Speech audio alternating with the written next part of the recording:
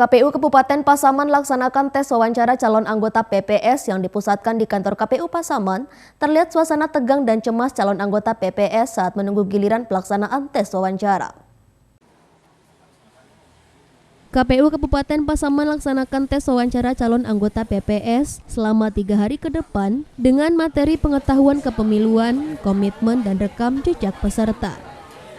542 peserta calon PPS yang telah lulus ujian CAT terlihat tegang dan cemas menunggu giliran tes wawancara di kantor KPU Kabupaten Pasaman, yang mana tes wawancara akan menentukan kelulusan sebagai PPS nantinya.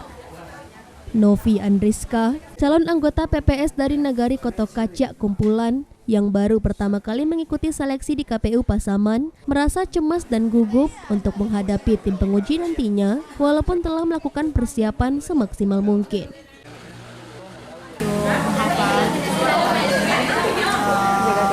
Tentang PPS, motivasi saya sebagai PPS ini bagaimana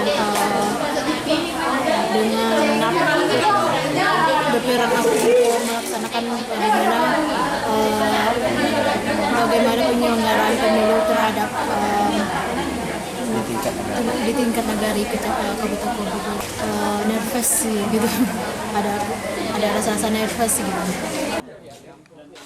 Eria Chandra, Komisioner KPU Pasaman, berharap kepada seluruh peserta yang akan mengikuti tes wawancara untuk menguasai dan memahami materi.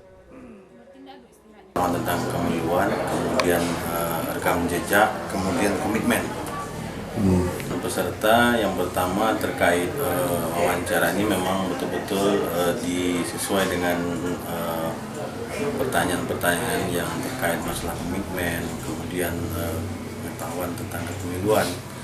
Mereka bisa menjawab dengan mudah, kemudian mempunyai rekam jejak kepemiluan yang bisa diandalkan untuk dipakai pada pemilu 2024.